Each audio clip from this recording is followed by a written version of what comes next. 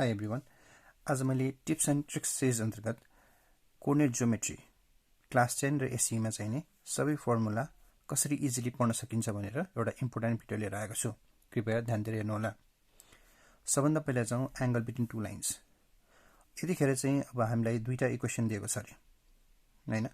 जस्तो कि y = m1x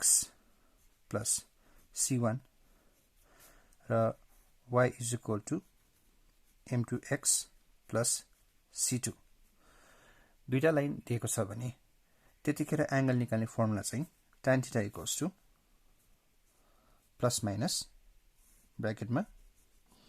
m1 minus m2 by 1 plus m1 m2। यो फर्मुला चाहिँ हाम्रो ट्रिगोनोमेट्री को tan a minus b बाट आएको हो, यानी कि tan a minus tan b by 1 plus tan b त्यहीबाट आएको फर्मुला हो। अब हामीलाई एंगल मात्र को फर्मुला लेख भने हामीले थीटा = यसलाई नै tan इन्भर्स कर्ली ब्रैकेट राख्न सक्छौं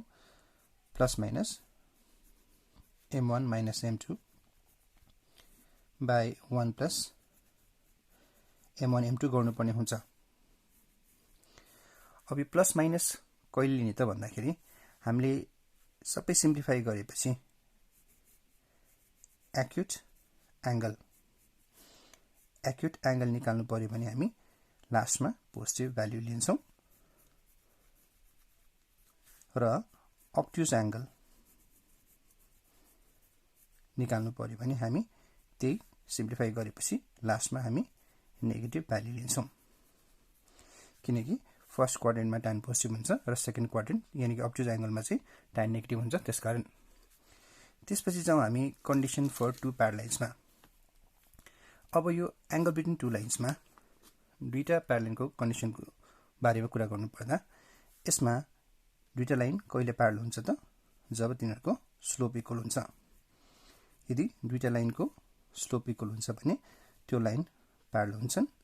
अथवा प्यारल दिएको छ भने हामीले त्यो दुईटा लाइनको स्लोप इक्वल लिन पाउँछौं। त्यस्तै गरिकन condition for two perpendicular lines. परपेन्डिकुलरको लागि चाहिँ हाम्रो अर्को शब्द पनि युज हुन्छ, अर्थोगोनल। क्वेशनमा अर्थोगोनल भनेर आए पनि त्यो एउटै कुरा हो, यानी कि दुईटा परपेन्डिकुलर अथवा अर्थोगोनल लाइनको केसमा चाहिँ तिनीहरुको स्लोपको प्रोडक्ट चाहिँ के हुन्छ भाइ बहिनीहरु -1 हुन्छ, यानी कि m1 * m2 = -1। अब यो भयो जनरल कुराहरु। अब हाम्रो लङ क्वेशनहरु जुन आउँछ त्यसमा चाहिँ हामीले स्टेपहरुलाई जेनरलाइज गर्न सक्छौं। जेनरलाइज गरी पढेमा हामीलाई कुनै पनि हिसाब गर्न सजिलो हुन जान्छ। अब जनरल स्टेप जुन हामीले फलो गर्नुपर्छ त्यो चाहिँ कसरी गर्ने भन्दा हामीलाई जेनरली एउटा लाइनको इक्वेसन दिइराको हुन सक्छ। त्यसो हो भने हामीले त्यसको स्लोप निकाल्ने पहिला m1 यो चाहिँ हाम्रो गिवन लाइनको स्लोप हुन जान्छ। त्यसपछि हामीले सेकेन्ड स्टेपमा हाम्रो जुन रिक्वायर्ड लाइन छ त्यसको स्लोप निकाल्ने।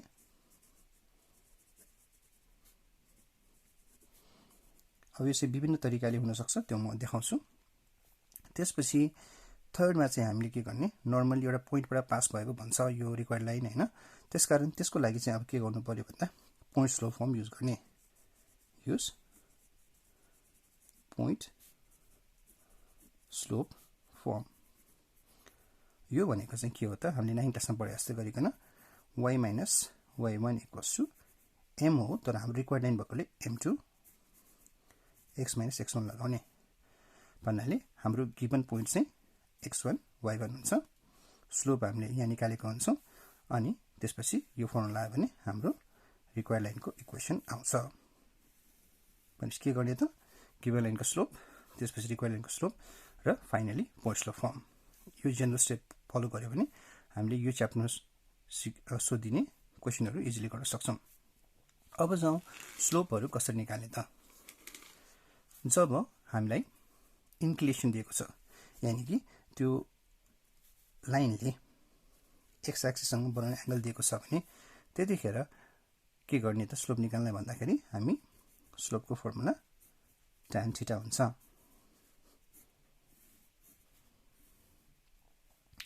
र त्यसपछि यदि कुनै पनि लाइनको दुईटा पोइन्टहरु दिएछ भने त्यतिखेर स्लोपको formula y2 minus y1 by x2 minus x1 हुन्छ यानी कि rise upon run m equals to y2 minus y1 by x2 minus x1 र कुनै हाम्रो स्ट्रेट लाइनको इक्वेसन नै दिएछ जस्तै कि ax plus by plus c is equal to 0 यो हिसाबले हामीलाई लाइनको इक्वेसन दिएछ भने हाम्रो स्लोपको फर्मुला चाहिँ minus coefficient of x upon coefficient of y हुन्छ यसलाई हामीले अर्को तरिकाले माइनस x कोएफिसिएन्ट बाइ हाम्रो y कोएफिसिएन्ट पनि भन्न सक्छौं भनेपछि स्लोप निकाल्ने हाम्रो तीनटा तरिका हुन गयो त्यसपछि जाउँ अस्तिको भिडियोमा सर्कलमा छुटेको फर्मुलातिर when we have to find perpendicular distance between a point p x1 y1 and line u कुनै पनि एउटा पोइन्ट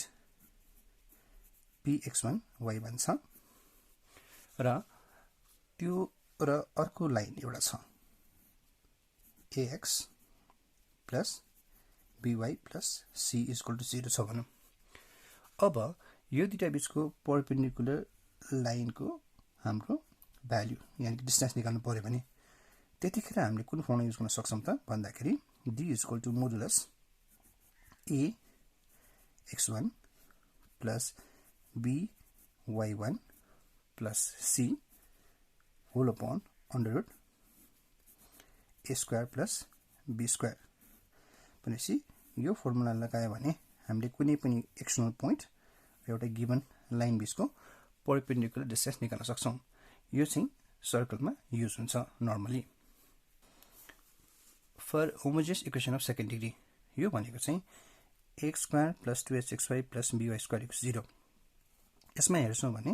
सबै यो जुन चाहिँ छ भेरिएबल तिनीहरुको पावर 2 छ यहाँ x को पावर 2 यहाँ x को पनि 1 y को पनि 1 मा 1 plus 1 2 र y square पनि 2 भयो यसलाई हामी homogeneous equation of second degree homogeneous equation of second degree भन्छौं अब यतिखेर एंगल निकाल्ने formula angle between two lines यसको फर्मुला चाहिँ के हुन्छ भाइ बहिनीहरु tan θ = plus minus 2 under root h square minus ab by a plus b यसले के रिप्रेजेन्ट गर्छ combine equation of two lines passing through origin represent गर्छ त्यैकारणले गर्दा यो दुईटा लाइन जो चाहिँ ओरिजिनबाट पास हुन्छ यसले रिप्रेजेन्ट गर्छ त्यो बीचको एंगल निकाल्नु छ भने tan θ को formula plus minus 2 under root h square minus ab by a plus b हुन्छ त्यसैबाट एंगल मात्र निकाल्नु पर्ने भने अघि गरे जस्तै यसलाई हामीले रेसिप्रोकल गर्यो भने यानी कि θ = tan इन्भर्स मेरो मिस्टेक इन्भर्स गर्यो भने tan inverse plus minus 2 under root h square minus ab by a plus b हुन्छ यदि एंगल मात्रै लेख भन्यो भने हामीले यो फर्मुला लाउने अनि अघि गरे जस्तै एक्युट भन्यो भने हामी पोजिटिभ साइन लिन्छौं अथवा पोजिटिभ भ्यालु लास्टमा र अब्ट्युज भन्यो भने हामी नेगेटिभ भ्यालु लास्टमा लिन्छौं अब यसमा पनि हाम्रो दुईटा प्यारल लाइन्स अथवा दुईटा परपेन्डिकुलर लाइन्सको कन्डिसन निकाल्नु पर्दा यसमा हाम्रो दुईटा प्यारल लाइन्सलाई हामी कोइन्सिडेन्ट लाइन पनि भन्न सक्छौं यो भनेको चाहिँ दुईटा लाइन जुन चाहिँ ओरिजिनबाट पास हुन्छ है त्यतिखेर हाम्रो कन्डिसन यो जुन छ प्यारल कन्डिसन हाम्रो h square equals to ab हुन्छ h square equals to ab र दुईटा परपेन्डिकुलर अथवा अर्थोगोनल लाइन्स छ भने त्यसको कन्डिसन चाहिँ हाम्रो यो डिनोमिनेटर यानी कि a plus b is equal to 0 हुन्छ प्यारल लाइन दिएको छ भने युज गर्न सक्छौं प्यारल लाइन देखाउँ भने यो प्रुभ गर्न सक्छौं त्यसै गरिकन परपेन्डिकुलर लाइन दिएको छ भने हामी यो कन्डिसन युज गर्न सक्छौं अथवा प्रुभ गर्नु छ भने यो प्रुभ गर्यो भने दुईटा लाइन परपेन्डिकुलर भनेर भन्न पनि पाउँछौं र फाइनली एउटा इम्पोर्टेन्ट थिङ हामीलाई यो होमोजेनियस इक्वेसनमा यो फ्रिक्वेन्टली युज हुन्छ for any line with equation ax plus by plus c = 0 कुनै लाइन दिएको छ भने त्यसको इक्वेसन हामीलाई the equation of line parallel to given line यो लाइनसँग प्यारालाइनको इक्वेसन चाहिँ के हुन्छ त भाइ बहिनीहरु हामीले अगाडिको जस्ताको तस्तै सार्ने ax plus by कन्स्टेन्ट मात्र चेन्ज गर्ने प्लस k = 0 यो लाइनसँग प्यारालाइनको इक्वेसन हामी डाइरेक्ट निकाल्न सक्छौं स्लोप निकाल्नु परेन directly ax plus by plus k = 0 गर्न सक्छौं